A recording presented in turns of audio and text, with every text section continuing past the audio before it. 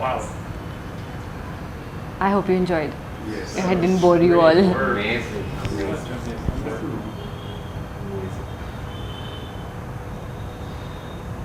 I have a question. Yes. So it's kind of the same question that I asked Prasanna yesterday when we met. But there's, in the informal settlements, there's this social structure that you and I talked about earlier, which is a whole ecosystem of microcommerce, social space, and a relatively low-rise profile of the community. Yeah. 1 and 2 and 3 story, and everything is kind of connected. And I was interested in the comment from your first project, from the residents, that they all wanted to be on the ground floor. Yeah. And there's, I'm sure there's a lot of reasons for that. Yeah. But part of it is they want to be accessible to that social fabric of their community. Yeah. I would imagine that it's something like that.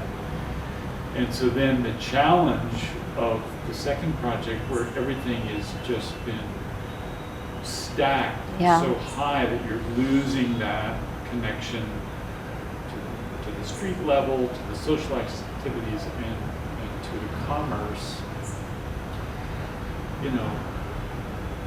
Like, where's the sweet spot? How high, Yeah. how dense can we make these communities, and how high can we go without starting to break down that social structure?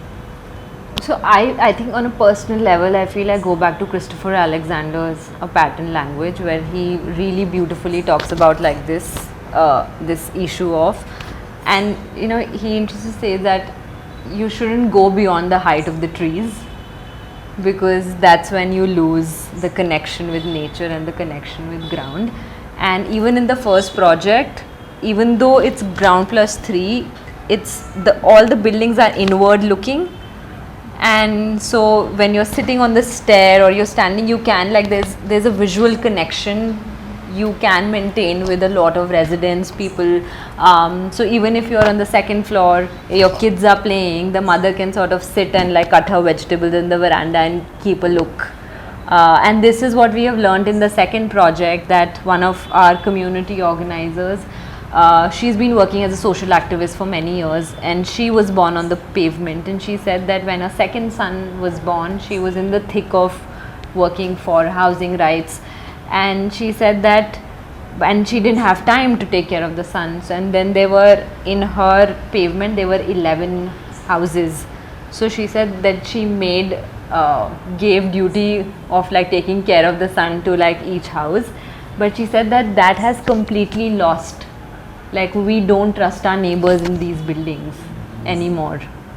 Like, I could rely on people around me to like take care of my newborn son, but now I don't. Like, now, even though they're teenagers and then early 20s, I still feel unsafe about them. And so what's the difference? Is it that there's too much separation Yes. with those neighbors, so now you don't feel as connected Yeah. to them, to trust them with your kids? It's just about distance and separation? Distance, and one is that their entire community was broken. So there were 24, there were 11 on one side and like some 12 on one side. All of them are now in like different, scattered all over the place. And even the way the buildings are designed, because there are no common spaces, so there is no space for you to even form new relationships, because you're just going to your house, you're just taking the lift, going to your house. There are no spaces that you're sitting and talking and chatting. So those, one is that you have broken, but that's okay. We all, human beings, can adapt. If a new space would have given them an opportunity to find new and form new relationships, but that also hasn't happened. Actually, I suspect above the third floor, the situation is not repairable. Yeah. So you're creating a permanent level of mental insanity. Absolutely. So then you have people who you might meet accidentally in the lift. If at Yes, all. yes. And above the third floor, you can't sustain neighborhood activity at all. Yeah. And the best example is not being able to hear your child, or for the child, not being able to have the mother come out if he screams. Yeah. Yeah. So that insanity is for life, for the child as well as for the mother. And this we're seeing even high income communities. No, in cities, unfortunately, the Cities. ground floor is taken up by 2 floors of car park. Yes. Even that doesn't happen. Yeah. But Even. if we stop at 3, there is some hope of neighborhood functioning. Yes. Yeah. Actually, is there anybody who is thinking of not allowing this atrocity to happen? I mean, like, we have a clear concept of malnutrition, which we can measure it. Yeah. There should be a similar yardstick to say that this is not human habitation at all. Oh, I mean, but I feel like in so many, like, people have said that there was an article in Guardian that said that these are designed SRA, like they said that MMRDA designed buildings for death. Absolutely. Like, That's correct. but nothing, it's just so the bureaucracy and the contestations are just like, where to I think begin? the problem hasn't been identified Yeah. as a very simple problem, which is that we are now into doing construction Yeah. based 100% on the theory of kickbacks Yes. alone. Today, Kickbacks. Yeah. kickbacks. Yeah. So if I get money from the World Bank, if I build a bridge or a flyover or anything where I can make money, as against low income housing where it's almost zero. So I will not look at it, I'll find faults, I'll make sure that the banks don't give money, I'll call it unhealthy, impractical, whatever. But at the end of it is the fact that the bureaucracy or the administration is not getting anything. And what's in it for me is, whether we like it or not, the first question that comes up to a person who is making any decision of any kind. And if the answer is there's nothing in it for you, you're not going to meet them again.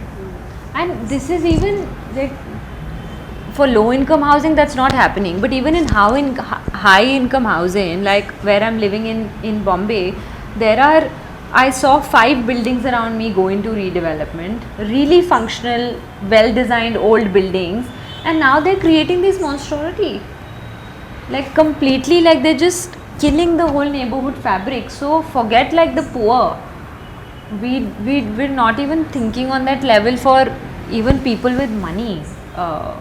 And incidentally, like a friend's father, they have this really old cooperative housing in Chembur, and very, those old buildings and gardens, All and basically ground and three. all ground plus 3 very. And Saw that slide. At first I thought it was a drawing.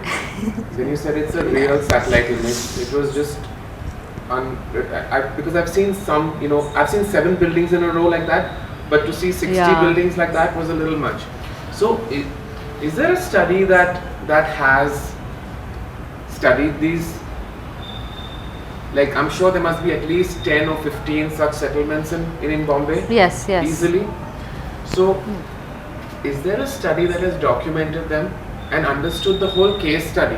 yeah, So the whole life cycle of the project, like, okay, this is what was built, why was it built, what was the subsidy given to the developer, what caused this, and it could be as simple as the land is limited, the pressure on the land is so high, we need to house these people. You tell me a better solution, right? They don't want to move from here. There are 700 tenements on 2 acres of land. How else do we house them but to do it like this? So it could be a thing that yes, there's no better solution than this, possibly. But I think there's an opportunity to study these and to put it out in the public realm that look, this is what is being built. This is what we are doing in the name of social housing. And then it might come up that okay, this is not the model to do it. But I think people are unaware. So when the whole tuberculosis study came out, they also covered a whole lot of this part, and it was everywhere. like that was the time, like 17, 18, MMRD was just okay, yeah, we need to do something about it. And the solution they came up with to add a different kind of window in the house. This was their answer. Mumbai. That let's create a different window, like give, and they came to us, it's like, will you design these windows? So that study, I'll share those reports. There is a report done by TIS. There are a lot of articles, especially around the tuberculosis, which they studied this model also. Why was it built? This, and we also have like all the, If there could be standards set, yeah. that you have to have so much, this size of window, Yeah. you have to have a common balcony. So these are the standards. Separation for Yeah. light. So- and light. So these are the standards were created for the project. But they were relaxed. Yeah. Yeah. That you could, like, you can house, you need to house so many people on this. You need to have this many, this much of built up. Yeah, I mean, it's basically they're putting too many people in too small of a site. Yeah. And it sounds like it was just a forced And solution also because that the was people land had available. no say. Like people Right. till the night before didn't know they were being moved. Yeah. They were just raised and okay, just, leave it. Like your name is there, you go. Now you are like, Yeah. you have this house. So, even in, and all of, if that whole, like you said, the co-op should have been made before, they could have contributed at least something, but the government don't want their say. And in the end, they are like, oh, in Bombay, you're getting a house. That is such a thing for free. Yeah. So it's also like thrown in their face as a freebie. But it, so in the middle lane in Bombay, a 220, in those buildings, a 225 square feet house costs only 12 lakh rupees. That's the value in Bombay. And the same area across, which is a building, would cost 1.2 crores. So don't you think the problem is not really architectural or technical? No, I don't think so. No. I don't think it's an architectural problem at all. Confronted with analysis or studies Or like a design, like a lot of design students come and they say, oh, we want to redesign this. I said, you need to look at the policy, like there's no dearth of good design, like Bombay is like full of architects. They could have like, study shows that the TB levels and everything else is above yeah. safety, air pollution, Yes. water, all this. There is a dumping yard right behind. There is what a, leads to more projects like this. yes, So I have another question. yes, So, we're all sort of saying that this model is not functional as a way of housing, the urban poor. And yet, as you so demonstrated so well, you brought this social function, community pride, feeling of security for kids, all of this to an untenable environment. So I would be interested to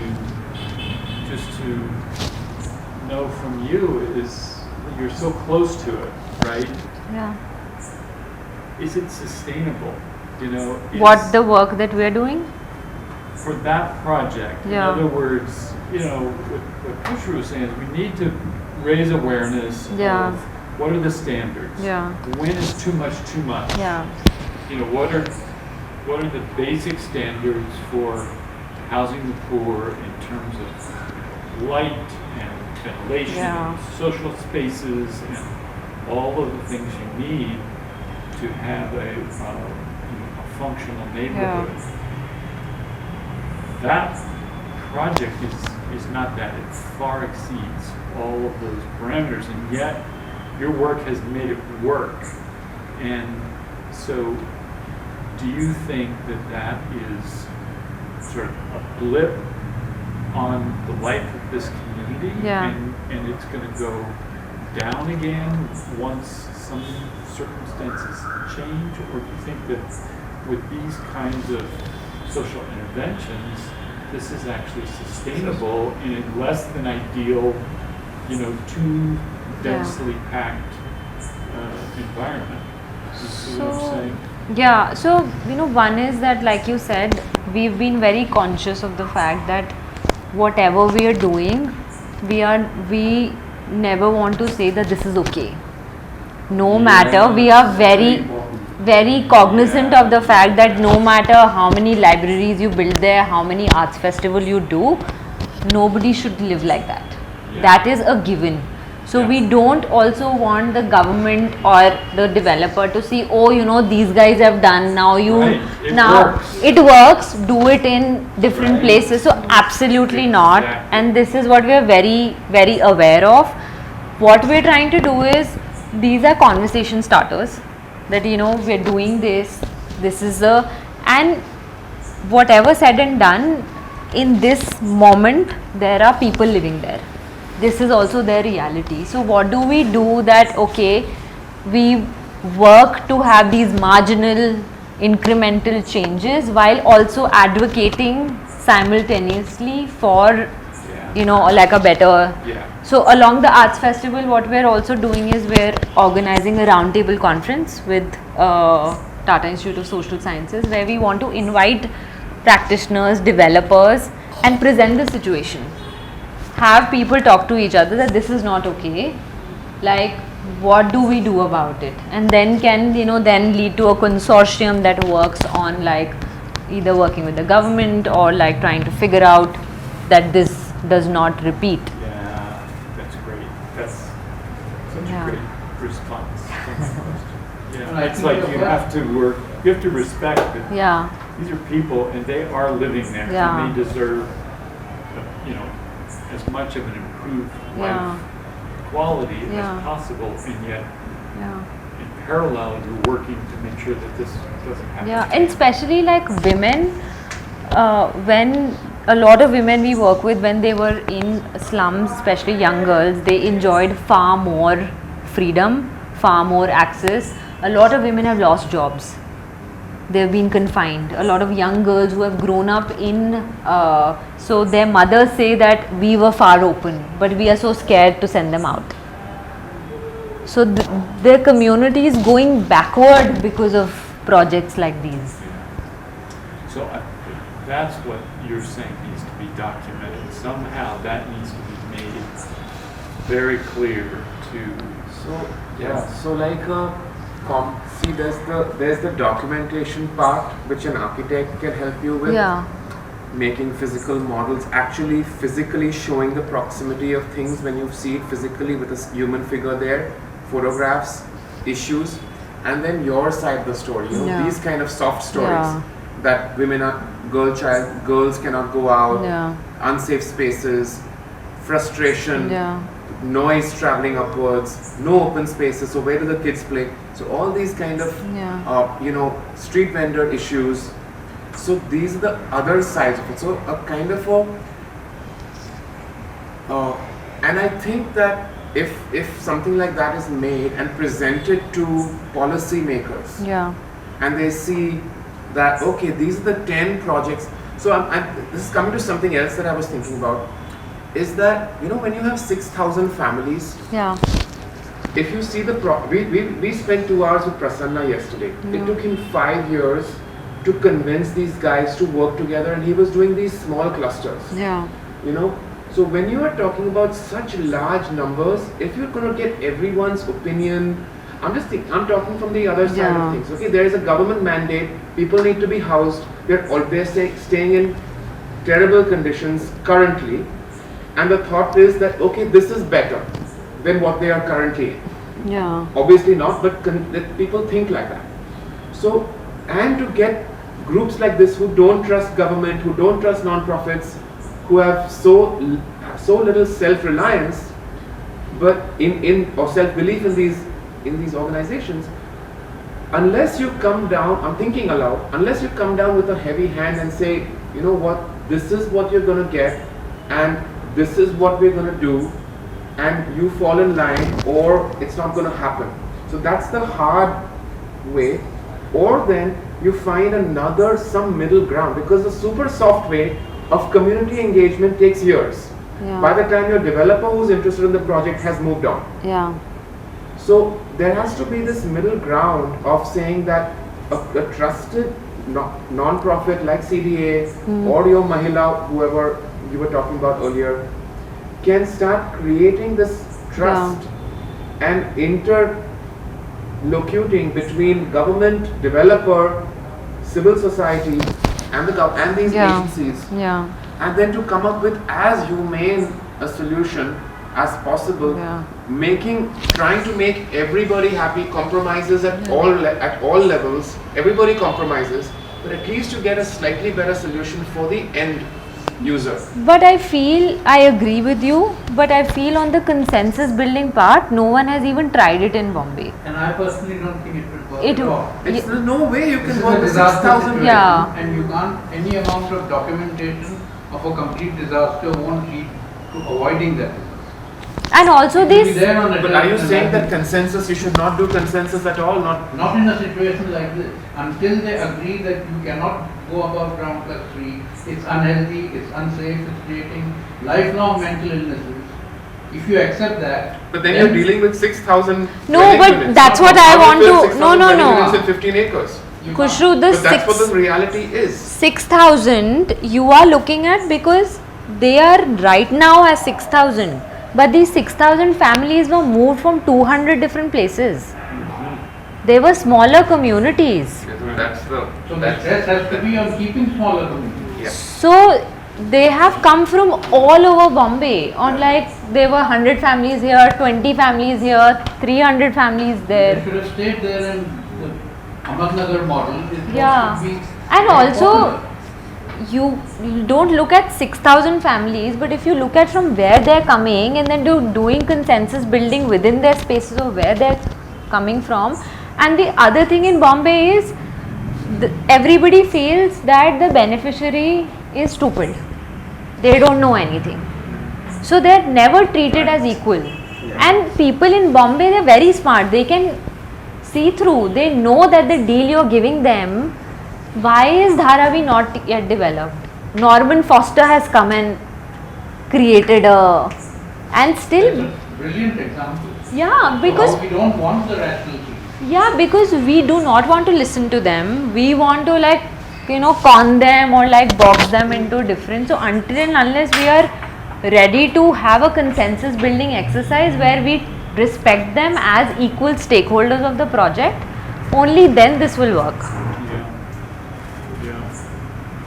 But I honestly don't feel consensus building is a problem in the process at all. It hasn't. You do not give them the deal they want. If you are constantly prioritizing profits, you're constantly prioritizing interests of one group, your consensus building will fall through. Yeah. Yeah, I mean, it's the how of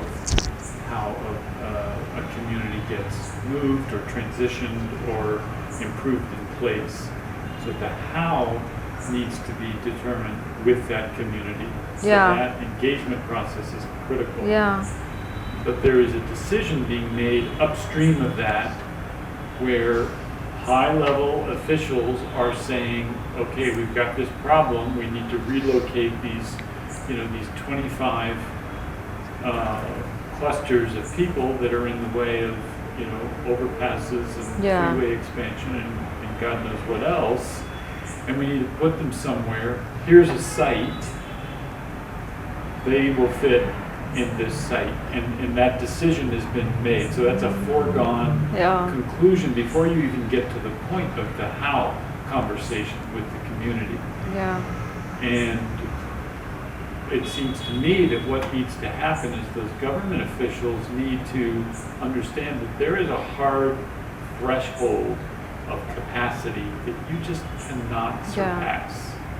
A site can only house up to a certain density in a healthy and humane way. And that threshold needs to be made clear, because it's obviously not clear You know, their government officials said, oh yeah, we can just do this. And just Yeah. stack it up to, 160 units And per acre or something. recently, so the government, I think MADA, there's another body, they built like these MIG, like the middle income houses, and somehow something happened and the project fell through, and the project came to MMRDA, and MMRDA decided to put it up for the displaced families. And that project went like this because those were really nice homes. They were what? They were really nice homes because they were meant for a middle income group. Yeah. So they were sold at market rate. No, they were used. They were given to displaced communities, and it didn't take them long to convince people because those were good homes. They got a better deal. But that's the thing also, right? Like we're not talking about a problem of design. We're talking about a problem of who is considered worthy. Exactly. And who is Yeah. considered like deserving. Yes, let's say, yes. Of a nice house. Yeah. And the pressure of population is such that even a disaster scheme has taken. Absolutely. So I was The at. government official, if she raises too many questions, will say, fine, we have other groups who can do it. Yeah, yeah. She'll meet again. And like you said, the disaster takers, I was at the MMRDA office, and every Monday there is like this open house where all the families come, and there were these families who were being allotted a home in. So Vashinaka is another scheme like this, where the houses are much smaller. It's 185, but it's really far. And she was fighting with the officials to get her a house in Natwa Parik because this one is better. It would be also interesting to study the entire story of this. Like where are the different settlements that people have been moved? What is the story of those lands? Yeah. Were those private lands? Were those government lands? Where were those lands? What is the value of that land? Yeah. And then understand what were the dynamics that created this. Yeah. So Because there would be some very serious dynamics. There would be land, very precious land in downtown South Bombay or midtown Bombay, which would be Yeah. So we started this thing called, we're working on this quality of, we're looking for funding to start it, the quality of life survey, where we're trying to map out all these buildings and have like key indicators, like what is the density, like you said, what is the value of a property, what is the air quality there, how many hours do you get water, what is the closest railway station. So to see and then put it on an open source, and anybody can go and look that. So all those like key quality of life data is right there, and you can click on. So we started with M East Ward, but the idea is to sort of do it for all across Bombay to see that how are these, and then also have certain middle income, high income for comparison. So yeah. Bhawna, you have been doing a fantastic job. What keeps you motivated and inspired? Because this is a very challenging and demanding situations you are working day in and day out. So how you inspire yourself and motivate yourself and your team? So as a team, we're a very good team. We're six, seven of us, and all of us come with like different skill sets, and just we have the same value system, and I feel like that's what keeps going, because if you have a strong knit team, we're not fighting with each other, then your goal is like, okay, we keep looking outward. So that has been really good to work with a team that thinks similarly, have the same set of values. I mean, we do have difference of opinions, but we're all like, I feel like I'm motivated by the sense of fairness and justice, like, and that's what keeps me going. Wanting to see the results of those Yeah. kids, Yeah. and the joy that they're Yes. getting. And also a sense of joy. I feel like, that's Yeah, just got creating this- joy. I was telling Khushru the other day, I said I did architecture in a regular firm for 6 months, And then I decided this is not for me because I'm like, I can't hunch over and this. I didn't find any joy in it. And I was like, I was sitting in the office and I felt like you guys do find joy in the process, and I just could not find any joy in the process. And this is the process I find joy with, like just being with a group of people, like working with them and like thinking together, doing things together. So Those murals are so beautiful. Yeah. How do you come up with such beautiful art? I mean, So we have an what's the artist, process? my Natasha. She works with, and then we also had another artist, an illustrator, Namrata, and both of them work together with, and we also do a lot of workshops Yeah. with kids. So we also extract a lot of imagery Yeah. from like what are they drawing. So And then interpreting it. yeah, exactly. They're So wonderful. So ये हमारा घर है, which was written in the center, which is called "This Is My Home," which was actually said by a kid in the workshop. Yeah. That ये तो हमारा घर है, like, and then we just like, yeah, like why don't we just put it in the center? Like there are a lot of like so autos they drew. So it's a lot of like, it comes around with like doing series of multiple workshops, because ultimately it's there. So you need to create something which is rooted in their identity and their They're beautiful. Yeah. I mean, they're really. and it's so when we paint them, so we also have a process. So we'll put a projector, we will trace it, and then the first day the three of us who are working on site, we'll only do outlines and have line up kids to fill the center. So then each kid gets to paint, and then the next day the kid will bring their parents. He's like, ye maine kara hai, like I did this.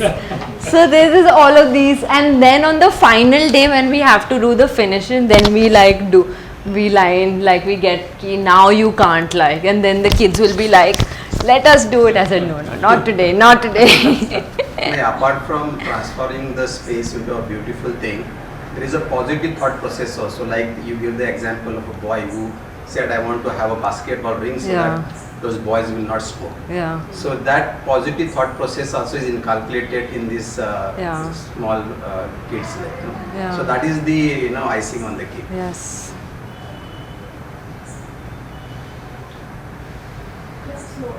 Yeah. So this is a great work that you're doing and such inspiration, because I come from a rural background and I want to go back and I find some similarities that I should reflect and work there. And but I want to ask you related to this, as he said, documenting and making case studies on this kind of projects that has happened and has created such environmental and health and all those things being affected, whoever is staying there and around. And as he said, more than that, it should be like upward thing. He should like downward to upward. Like if someone from the community can work with the authorities to Yeah. To implement those kind of things, that it should never happen. That strongly. Yeah. Yeah. But documenting is also important to deliver it to people that Yeah. this should not. Yeah. This has happened and this is something which should not be repeated at all. Yeah. And something from there also. So, but you being working there and facing both things, I think that comes to you, like it should come from there also, it Yeah. should come from this also. You should meet somewhere between. Yeah. So I just want to ask you, like you have been working there for so long, what do you think? I think it's a mixture of all. You need to like keep trying, like from here, because the problem is like so complex. And You- what do you think, like before like going in the process and doing the process, what do you imagine? Like you are doing your thing because you're directly involved in it. But what do you expect from the other?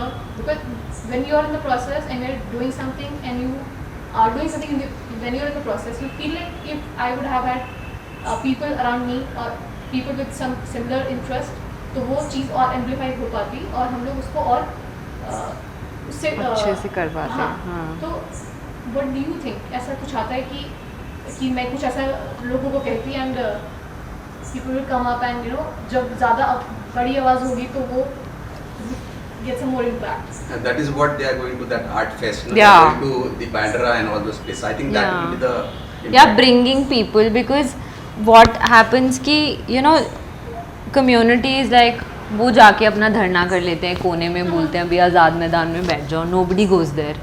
Like that's the place to kill a protest. So how do we create spaces where there is exchange happening on an equal level? So that's why through the arts festival we're inviting the whole city to come to the neighborhood. And when they will see, okay, and the idea is not just to see the neighborhood. They will see the neighborhood, but they can't go away from the fact that these are like really poorly planned and built houses. So yeah, and apart from that, I want people to give me a lot of money